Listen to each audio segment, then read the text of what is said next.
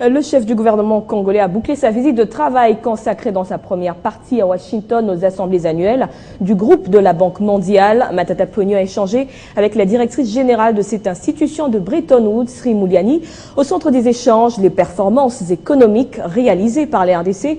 Une séance de travail aux allures d'une victoire puisque Matata Ponyo s'en est sorti avec une promesse de financement de la Banque mondiale pour poursuivre l'élan du développement en RDC.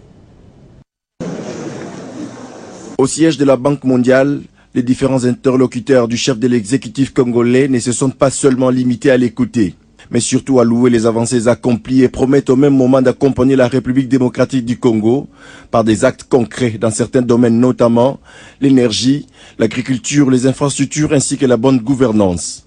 La Banque mondiale compte s'investir dans le cadre surtout du projet Grand Inga et voie de communication à l'est de la RDC.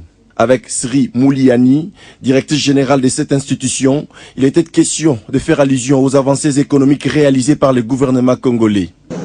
À Washington, le dossier consacré à Inga a également reçu la garantie et l'appui de la ministre des Finances nigériane, Ngozi Okonjo. Je pense que les réformes qui sont en train en RDC sont très bien.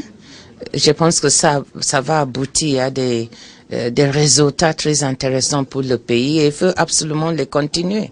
Avec Monsieur le ministre des Finances aussi et le président, je pense que vous avez une équipe économique formidable. Les deux personnalités militent déjà à d'œuvrer pour que le Nigeria et la République démocratique du Congo détiennent la tête de l'économie en Afrique.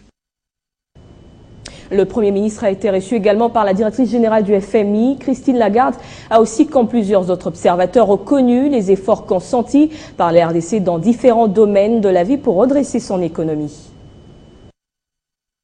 Et je dois vous dire que j'ai été impressionnée. J'ai été impressionnée par la qualité des résultats, par l'amélioration considérable qui a été réalisée au cours des derniers mois. Et je suis sûr que sous l'autorité du Premier ministre, les mesures de politique économique, le cadrage macroéconomique ont été extrêmement utiles pour permettre le développement de cette croissance. Les deux personnalités ne sont pas à leur première rencontre. Elles se connaissent et s'apprécient de manière réciproque. Face à cette délégation du Fonds monétaire international, le gouvernement congolais, ici conduit par Matata Ponyo, a eu un argumentaire basé sur la croissance économique avec une courbe de 8,2%. Je crois qu'il faut maintenant consolider cette croissance, consolider ce bon cadrage macroéconomique pour permettre à l'économie congolaise de résister en cas de choc, parce que la situation internationale n'est pas d'une parfaite stabilité et il vaut mieux avoir un parapluie à ouvrir si jamais il pleut. Je crois que le parapluie congolais contre la pluie internationale est solide. Au cours de cette rencontre, Christine Lagarde, directrice générale du FMI, a joint sa voix à celle des observateurs extérieurs qui ont reconnu les travaux abattus par le gouvernement congolais.